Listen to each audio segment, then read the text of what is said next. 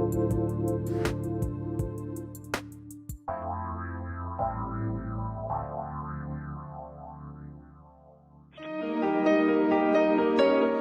to the Dr. Pat Show. Talk radio to thrive by. Powerful, inspiring, and coming to you live, bringing you stories of people like you and me, busting through and living life full out. Get ready to dare to wonder what your life would be like if you knew you could not fail. Hey, everybody, welcome. It's so great to have all of you tune us in and turn us on. Really enormous energy, really exciting. It's the kind of energy that makes you do things that may be a little bit out of character for yourself. Hi, Benny. Hi, Olivia. How are you both today? I'm doing good. Yep, we're both good. So before I talk with Paul Selig, it's my very special guest today. We're talking about Alchemy, Book 2, Beyond the Known Trilogy. We're going to talk with Paul. I had a moment, and Linda and I were thinking, when's the first time we met Paul? We're trying to go back, like how many years ago that was. And it came to mind because we are, as I mentioned in the last hour, we have finished our technology from the ground up, complete rebuild, complete. But we're not changing our technology because we love it. And we thought we were going to do a best of series. So we started to look people up. And I said we were just kind of chit-chatting. And one of the things that I realized is that my first interview with Paul, or let's just call it a conversation with Paul, I would have to go back and really look it up. But I remember my first conversation with Paul. I felt so out of my element. I felt, how am I even going to talk to this man? You know, the body of work he's done in the world. I remember this because I remember I was a little scared. Fast forward to probably it's about 13 years later. Here I am with Paul. We have 2 copies of his books to give away, and I'm still a little scared. And I'm telling you that it's because, for me, I want to honor people's work. That's why I do this. I mean, I didn't keep paying for airtime because of some kind of thing I wanted to achieve. But I knew there were people like Paul Selig in the world that had powerful messages. And somehow, if I could be the catalyst for that, then I could be doing something with my life that I never thought was possible. Today, one of my favorite words today is the word alchemy. It's a word that I had to figure out for myself what it means. But alchemy and things that come forward is what I'm really jazzed to talk to Paul about. Because when we get the voices of guides, did you hear that New York accent right there, Benny? The voices of guides that offer insight to a path forward.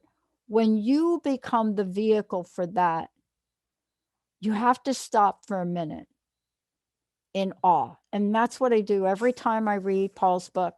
But the other thing I realized as I was thinking about this is I don't know half the time where the questions are that I have for people, or why there's something that I see or that I grab onto, right?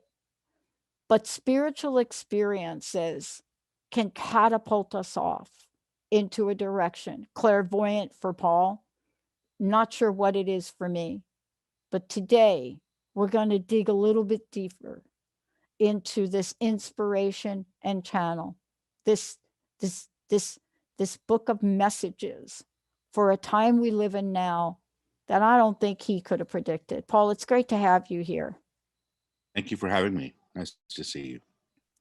You are, maybe my language and selection of language, but you are a vehicle. You are a channel, a conduit. You are that person where things come through you to us. And maybe I don't have the right language, but without you being you, we're not going to be able to talk about what we're about to talk about today. And we're certainly not going to be a lot smarter and wiser for it. I just wonder what it's like in the day of a day in a life of Paul Selig, and how these messages come to the forefront for you. And thank you for being here again. Well, I'm happy to be here.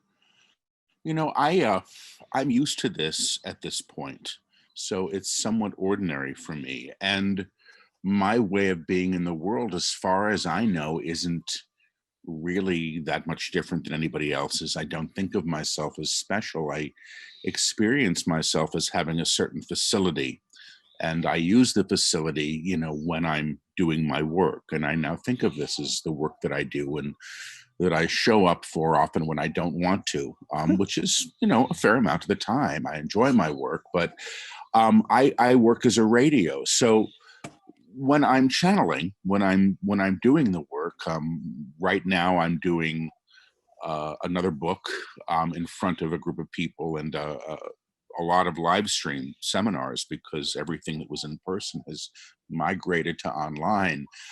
I show up with my coffee, you know, and try to get quiet, and I recede. My consciousness recedes. I have a way of sort of stepping a bit backward and allowing this other thing to come to the forefront.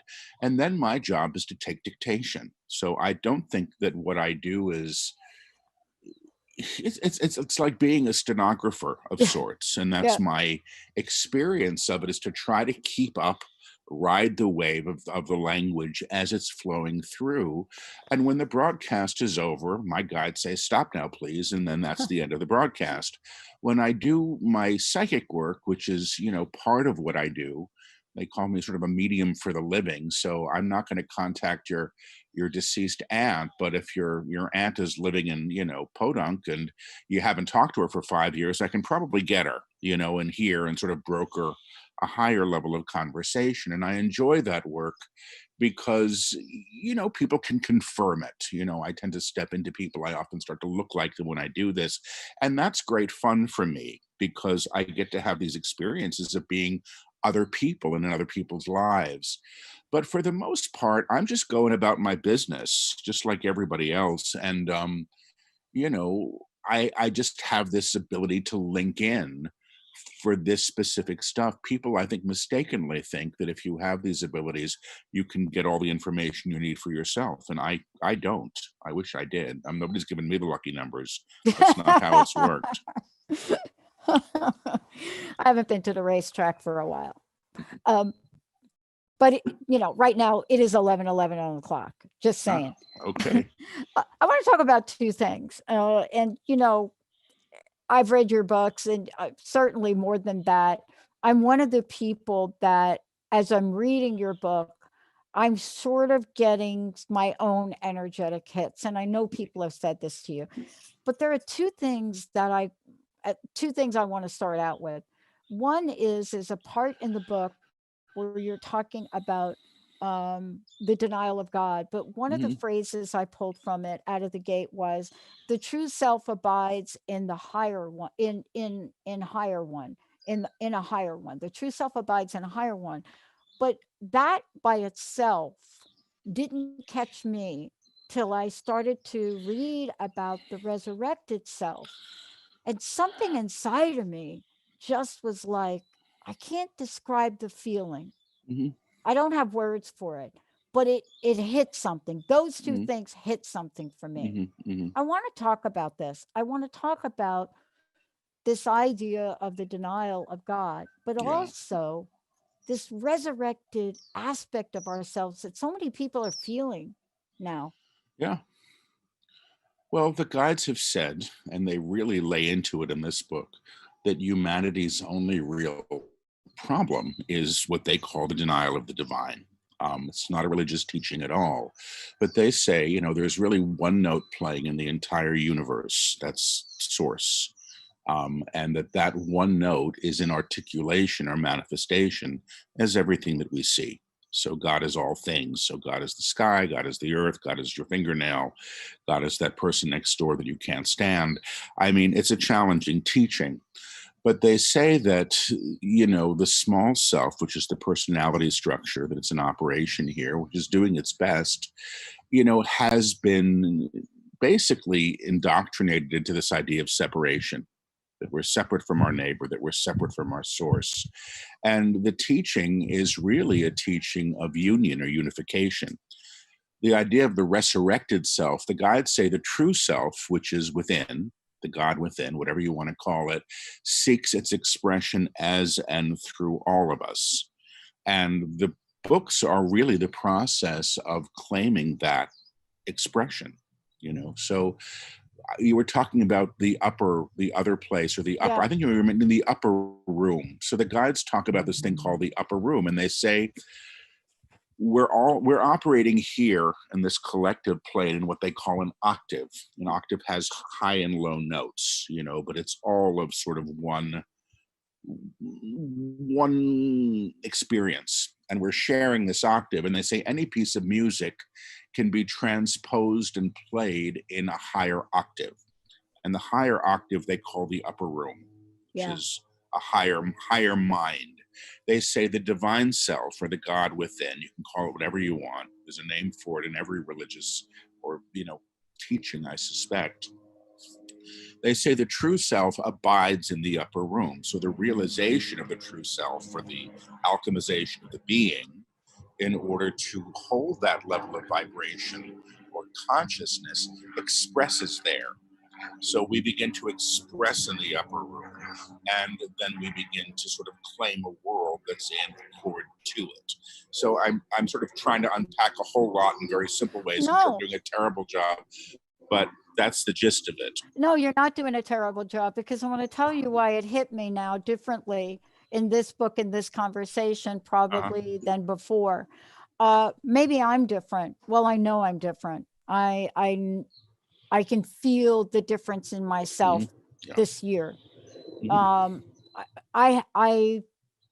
I change sometimes drastically over my life, but this year in particular, especially the second half of this year, something is happening. Something is triggering in me that is causing me to do more things in the world. Uh-huh. I mean, I'm already in the world, but what's happening now is just catapulting me to do more, but naturally, not a hard more. And in the book, and I'm reading this in the book, and what I realize is there's a conversation that's going on under the resurrected self part of the book, where the dialogue is realization from the upper room is not a strategy, a way to fix things. So this was really important to me when I got to it in the book. It's not a way to decide what is worthy of the upper room or what could never be. The upper room, Christ's mind, if you wish, is inclusive in one way. It cannot deny itself. Do you hear these words? God itself cannot deny itself. You may, as the small self, in your illusion of separation, deny all that God is, and in doing so, veil the self from the realization of the presence that is not hiding anywhere. And for the first time, what I realized in that, I know there's a little beeping going on in the background. What I realized with that is in the denial, and I'm going to try to capture the essence of what I felt after reading this book.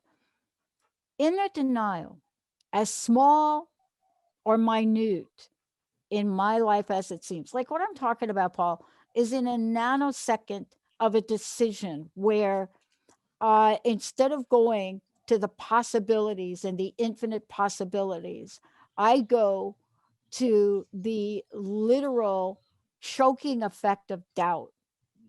And what I realized, and there's much more here we're going to talk about, but what I realized is how obvious it was to me now of how I deny this relationship I have with the divine, what you call it, and how when I deny it, it literally cuts me off from any source energy. Yeah. And I would like you to talk about this for a minute, because it became so powerful in reading this time. Mm-hmm. You know. Yeah.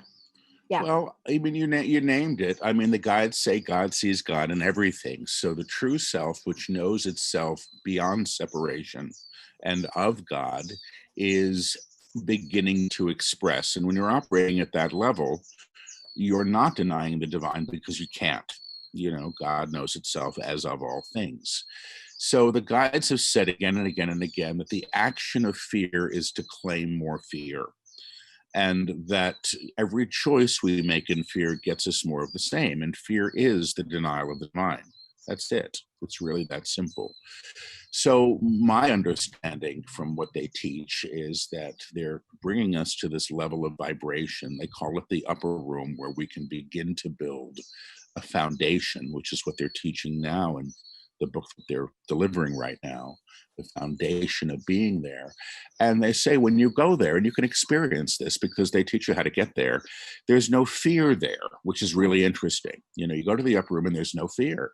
Yeah. And, you know, then we go, well, I'm supposed to be afraid, or I'm supposed to be angry, I'm supposed to be outraged, or any of the masks that fear can wear. And then suddenly, bang, we're right back downstairs.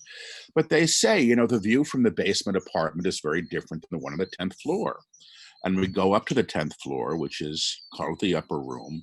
And all of a sudden we go, well, it's really great up here, but, you know, where are my old bills, and where are my, you know, the ashes of my parent, and where's, you know, where's all the stuff I left back downstairs? I've got to bring that back with me. And it doesn't work, you know, because if we want to align at this level, we have to let go of what has sort of tethered us or bound us to the lower. And that's generally the idea of who we're supposed to be, all those shoulds. You know, I'm not me if I'm not worried. I'm not me if I'm not frightened. I'm not me if I'm not reacting in the ways that I always have.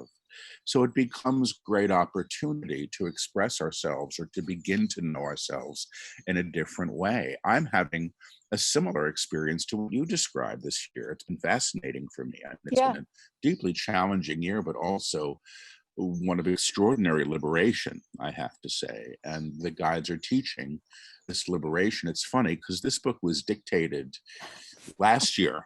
You know, the book was dictated, you know, it was finished last June, and boy, were they on target for, you know, where we're at today, you know. And they're saying things like, you know, the path is lit as we walk it. We don't get to know where we end up. That's not how this happens now.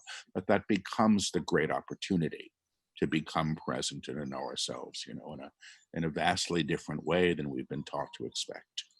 And you know what I love about this too, Paul? We're going to go to break here in a little. I skipped the first break because I really wanted to talk to you about this.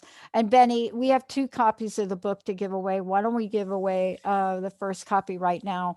1-800-930-2819.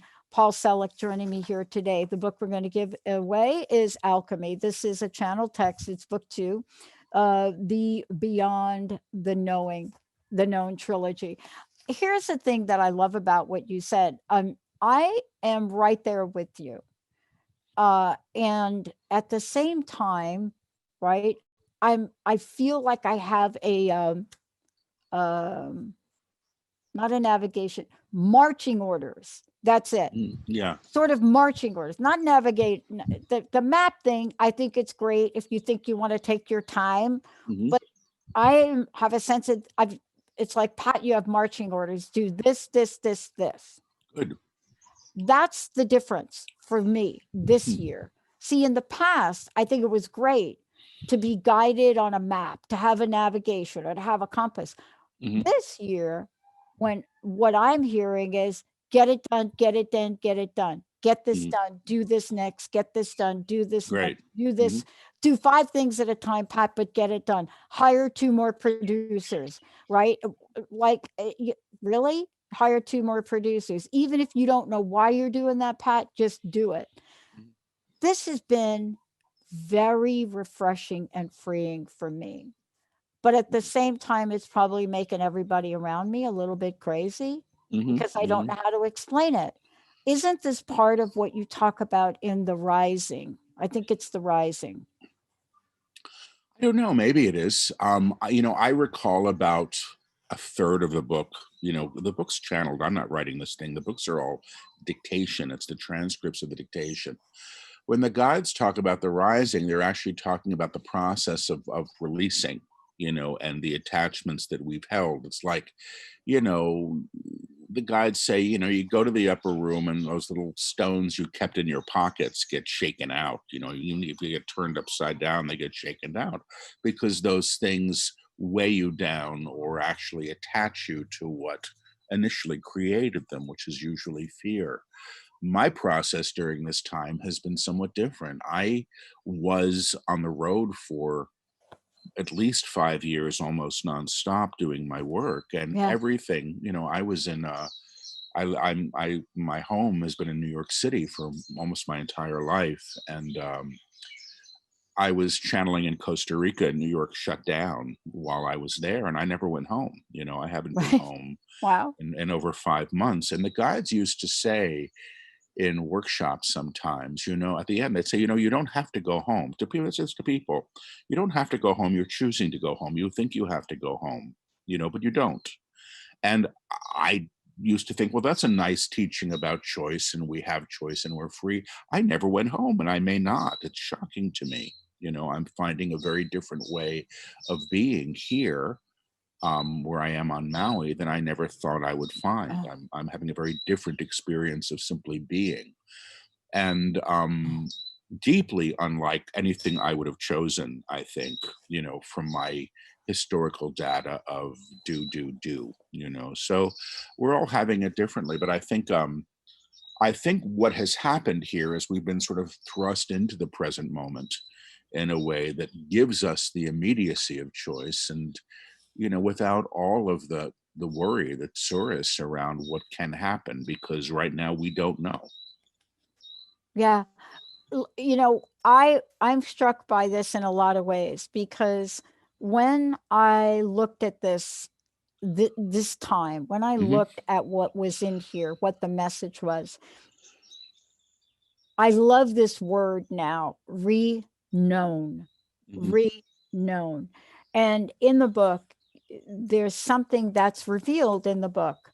On this day, I decide that all I have known may be re-known, that all I have seen may be re-seen, that all that I have decided may be re-decided. And as I agree to this, I agreed that for what I may not know is the release of the idea of who and what I have been. And that to me, reading it this way, this time, because I've heard it a million times before, this is a new level of the vows to myself, Hmm. not the vows to producers or to friends or Hmm. family, right? Hmm. But it is this new sense now that I have known in or through fear about my fellows. I am now saying yes to what may be reknown. And I tell Hmm. you what, short paragraph in the book, but boy, when I got it, it was exciting to me. Hmm.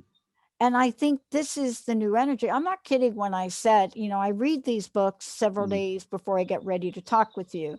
Hmm. And I'm not surprised that I burned out 3 headsets, Hmm. probably a little technology box. And this morning on the show with Jennifer, right before this, my last headset blew out and her power blew out. Hmm. Now, maybe that's coincidence. But one of the things I want to talk with you about when we come back is now that I have all that, and this was the surprise in this particular book for me. Now that I have all that, why is the serenity prayer the thing that comes to mind? Why is the serenity prayer to me? And one part of that serenity prayer, why is that going to be my mantra reminder about what's in this book? We'll take a short break. When we come back, we'll tell you what that is. Make sure you have plenty of information about Paul. We have copies of the book to give away, but are you ready for it? Are you ready for all of what is required to be you? And you'll be surprised maybe what that is. We'll be right back.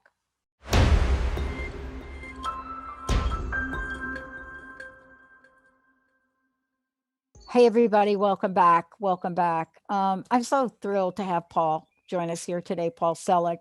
And thank you, Benny. We do have another copy of the book to give away. And so let's go ahead and do that. 1-800-930-2819. Paul, look, you, even though you're sitting there and I want to be right there with you, Paul. I know you didn't invite me, but trust me, if I could get there, I'd be there in 6 hours.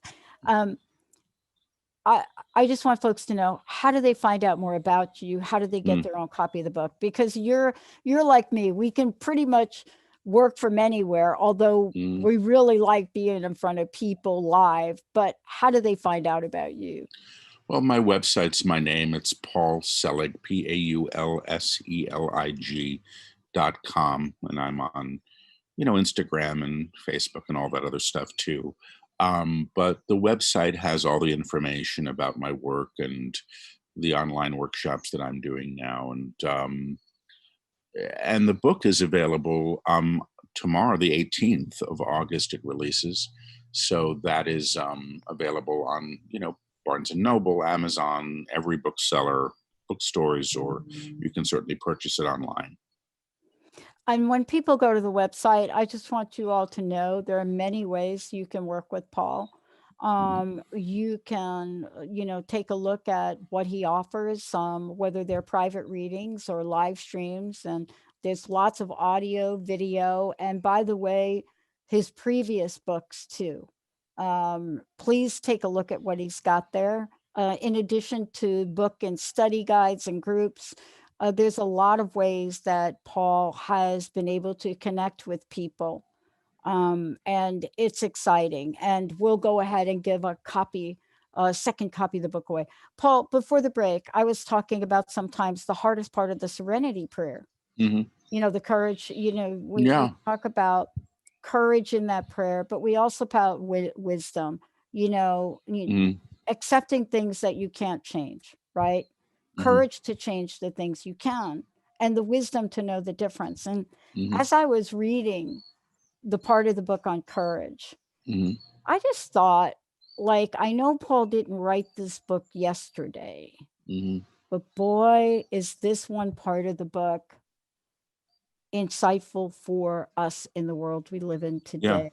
Yeah. Can you talk about courage the way it was given to you in this book? I don't recall them speaking about courage directly. I'm sure they did. So I don't know how to answer that. We're accountable to all of our choices at whatever level we make them, and I was channeling yesterday and the guides, and it was for the book, and it was in front of, it's about 400 people, I suppose, online. Yeah. And the guides were talking about becoming willing to release where we're denying the divine. And in order for us to do that, we have to be willing to see it.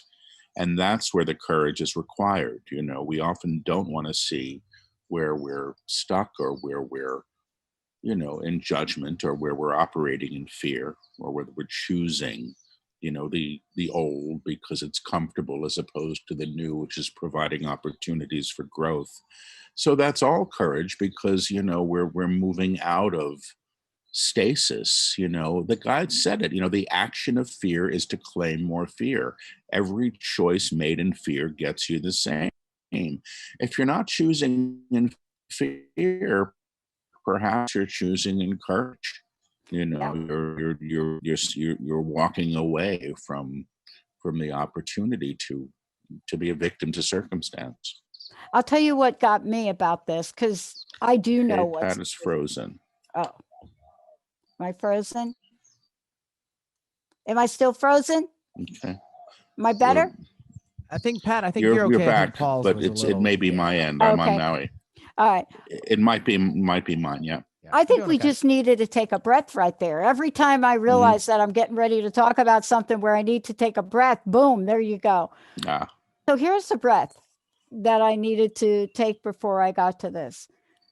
When I went through the book again, and I was looking at it this morning, I just want to read this.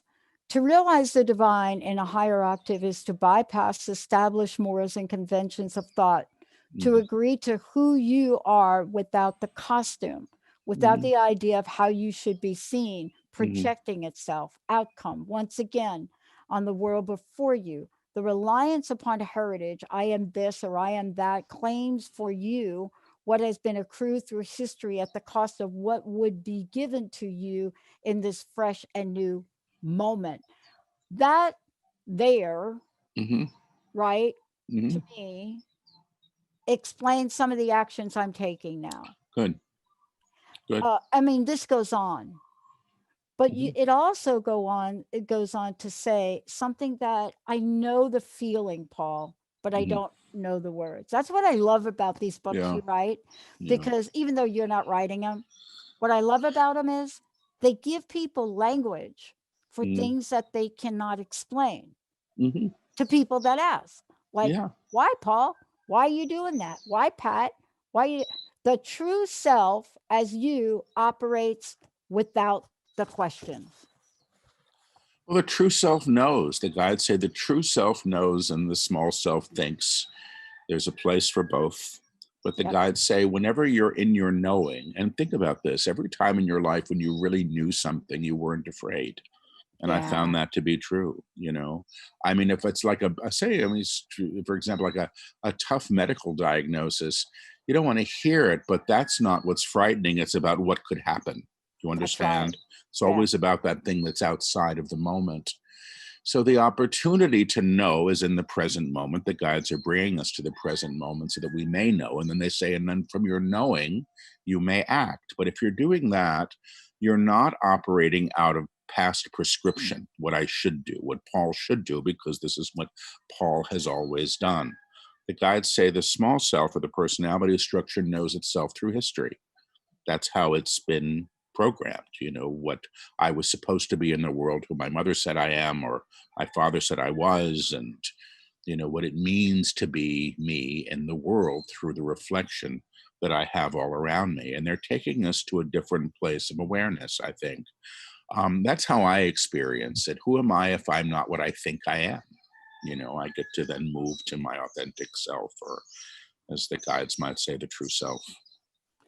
You know, Paul, I think I'm getting a reminder, and I don't think I'm alone. I think people are getting a reminder of what it feels like to operate clear of fear. I want to just read this because this now has become this part of the book. Now I took a picture of it's on my phone so that I can read it every day. On this day, I choose to release myself from the agreement to fear, from the agreement to anger, from the agreement to be in separation from this thing. And as I say yes, I allow this thing or relationship to be reknown in a higher way. I know who you are in truth. I know what you are in truth. I know how you serve in truth. I lift you to the upper room. Well, that's what they're teaching. I mean, that's an attunement. I know who I am in truth. I know what I am in truth. I know how I serve in truth. That's an attunement. And the guides work with energetic attunements. They say the language is encoded. And so people experience these books really as an energetic transmission. You know, if you go to the reviews on Amazon, they're interesting. People saying, you know, I'm reading this book and my body's vibrating. I'm reading this book and I'm seeing auras. There's a whole other conversation that seems to be happening at a higher level, you know, through the engagement with the books. The idea of lifting another to the upper room is something that they're teaching. And the idea of reknowing is something that they're teaching as well. They say, as they say, you know, the divine sees the divine in all things. They say, you know, from the vantage point of the upper room, where you're not operating in fear, you're actually, you know, lifting what you encounter to you there. And they say that's done through entrainment or co-resonance. They say, they've been saying for years, you're in accord with everything that you see. And they would say ACCORD is on a, you know, or ACHORD is on a piano. That's how they would describe it. And I always thought, well, that's a sort of a pithy way of sort of describing something, but I didn't know that that was real. And the idea that we're operating in tone and vibrational tone, a chord of different notes played. They say that's how we're operating. And what they're doing with us is they're transposing the music to the higher octave, the tone to the higher octave. So when you begin to have a level of consciousness that expresses in what they call the upper room, you basically become a conduit for it. You know, the guides talk about the kingdom, and they say the kingdom is the awareness of the inherent divine in all manifestation. And, you know, the kingdom, they say, is claimed by the one who abides there, by the one who is aligned to that level of consciousness or vibration. So the lifting to the upper room is the act of alchemy that they're teaching. And, you know, one of the things I find with this that hit me this time, you know, it's not the first time I've heard them talk about the upper room, right? But there's something at this time that even though you couldn't know a year ago or 18 months ago, that really caught my attention. And I asked myself this question. I asked myself the question, what if I could reside in Christ's mind all the time? Yeah. What if I could do that? I didn't ask the question, wow, I wonder if I could do that. Because most of the time I've read your books, I would ask myself, wow, I wonder if I could do that. No, this is a different question for me. You know, what would my life look like if I operated like that? If it became not an afterthought? Yeah, I understand. That's been my question too. I mean, it's in some ways, I think, what I asked for when I was a very young man. And I'd had a couple of experiences that had really floored me. And I knew there was more than I had been taught to believe in. And I was raised sort of an atheist. So, you know, it was a big, big, big jump for me. And, you know, I was a college teacher. I wasn't looking to be known as a psychic or a channel, but I was beginning to open up. And I asked, you know, from a place of real, I don't know how to describe it, innocence, I suppose. I was young. And I said, I would like to go all the way with this, you know, and I believe what the guides are bringing through in their teachings is a way for people to realize that. I don't know that I'll ever get there. I have the same questions you do. I do understand the idea, though, of living with an awareness of the implicit divinity that the guides say is already expressing. The one time I had a whopping experience of it when I was about 29 years old. Mm-hmm. And I had gone through a very dark, maybe 28, gone through a very, very rough period that I didn't think would end. You know, I was really sort of having a rough time. And I was praying on it because I didn't know what else to do. And when it lifted in a way that I could not have expected. I was very, very poor. I was living in Manhattan. You know, I remember riding on the subway. I think I had like 14 cents or something. It was crazy. But I remember at that time knowing in a deep, deep level that I was right where I was supposed to be. And I also knew that everybody else was as well. It was a trip. I'd never experienced anything like it. It was an experience of sort of this perfect, strange dance that we were all engaging in. And I never forgot it. It lasted for about 3 days. And then when it went away, I thought I must have done something awful for that to disappear, because I thought it was so extraordinary and I thought I'd arrived. My understanding of what the guides teach about the kingdom and this level of alignment that you're speaking of, to sort of align to the awareness of the divine, I mean, they're saying it is experiential. They're trying to teach it now. You know, they're trying to give us some understanding of what experience is like. But if you can just even imagine what it might be like not to be in agreement to fear, and not to be stuck in an idea of self that is operating in separation. And we've been so used to separation. You know, the guys have said, you know, we've been raised to believe that if there is a God, it's up on a cloud someplace and we're stuck here, you know, and they say that's not the case at all.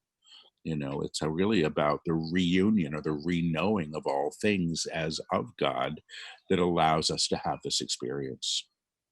I was struck on two things you just said, but also it's a reflection of what's here.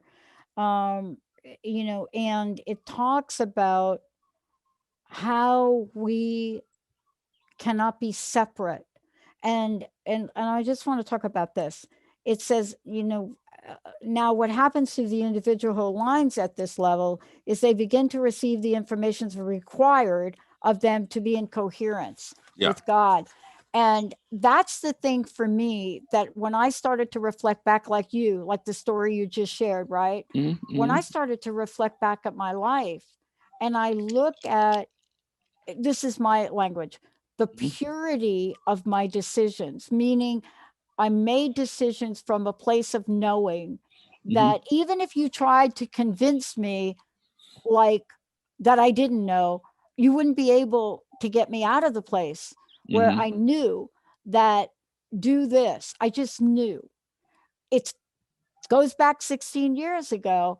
I knew 16 years ago when I dialed a wrong phone number, I knew not to hang up. I knew to engage in these people. Hence my first hour of airtime. Wow. Right? Yeah. On a digital network in 2003. Come on. 2003 was like Al Gore didn't even invent the internet yet. And it never made sense, Paul, to anybody around me. Understood. Yep. But I want to talk about doubt for a minute. Sure. People talk about fear, and I think fear and doubt may be cousins. That's interesting. Actually, I get yes, that's accurate. It's, I am not, how can I say this? I'm living this life and I worry about things, and I am not an absolutist. I question these teachings all the time. It's not that I'm a skeptic, but at this point I've been given enough proof that they know what they're talking about. But I can't say I understand all of it. Right. So I doubt it. I inquire to allay my own doubts, and you'll see in the books, they'll say Paul is interrupting, or every time I teach, they'll say Paul is interrupting. And, I don't write the books, but my name appears in the cover, and I have a sense of responsibility at that level. I'm party to the teaching, although I'm not the teacher. They're thankfully smarter than I am. So I have to say, finally, that I have to go back to what they keep saying, which is everything that we encounter is an opportunity. Everything. It's all opportunity to learn. We're here to learn.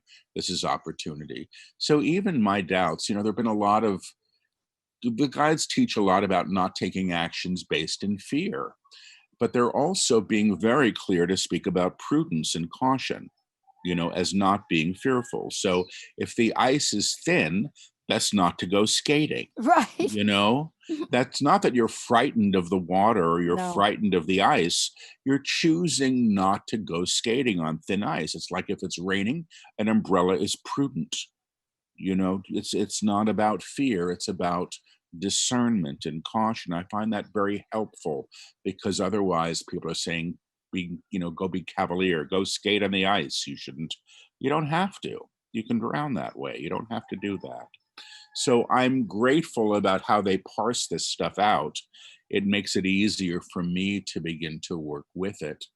I understand what they're teaching now, which is the attunement that's in the book that they're bringing through. And it's a simple one. And they're saying God is, God is, God is, which is basically refuting the denial of the divine, and it's a potent one. You can feel the energy of it when you work with it. It was a trip when they brought it through. And I'm used to doing these things in live workshops where you've got, all these people working with the attunements and feeling the energy. Now it's online and we're still getting it fully. But I find it somewhat extraordinary. And what that is doing is just saying, in the face of the doubt, in the face of the denial, in the face of the fear, that source is still present. God is. That's it. And that's the awareness of the presence of the divine, which seems to be at the heart of their teaching. You know, it's funny. I mean, this is actually a little funny. I was driving the other day. I live in Washington State now, Hmm. and we have these ballot boxes where you take your ballot. And we just Hmm. had a little an election here not too long ago. So you take your ballot and you drive up to the ballot box and you drop your ballot. And I thought to myself, and so right next to it is a drive-through place, like a fast food thing. Hmm.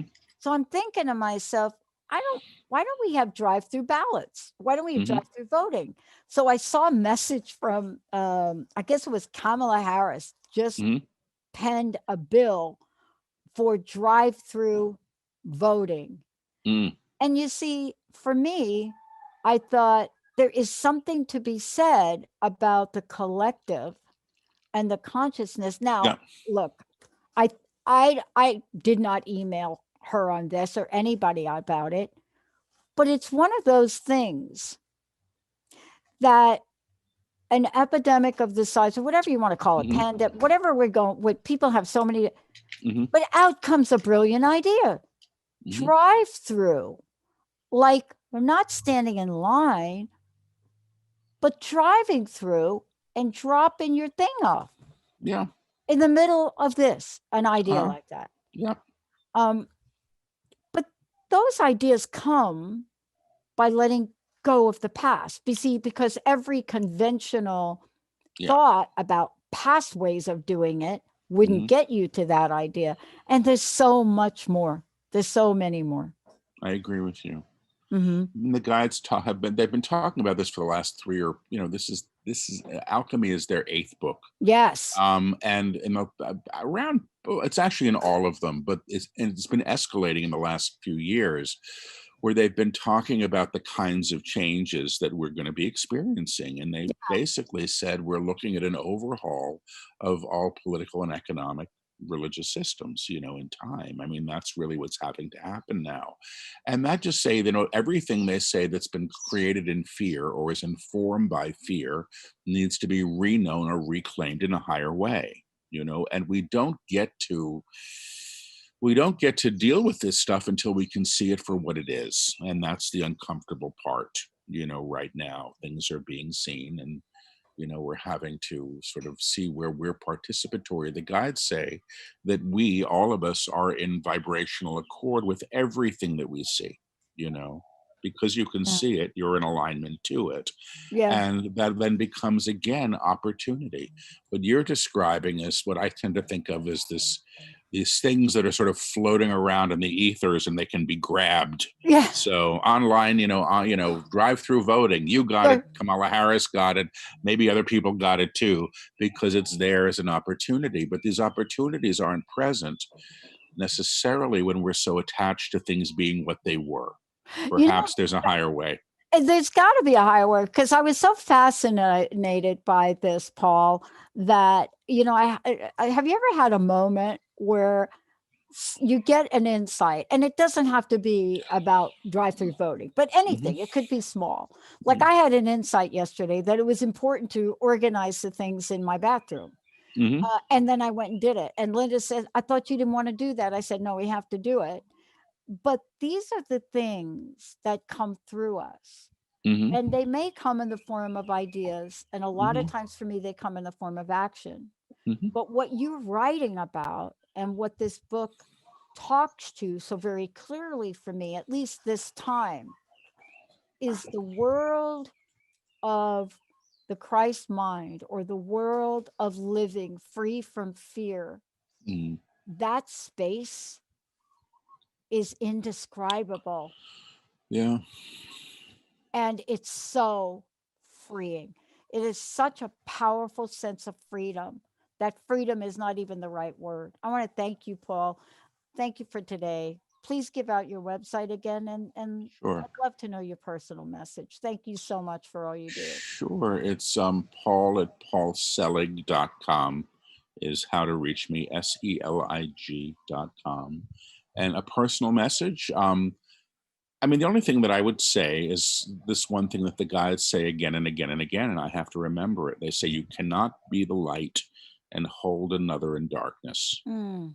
And I think that that's a truth, and I think it's something that we can practice. I love it. Paul Selig, everybody. I'm Dr. Pat.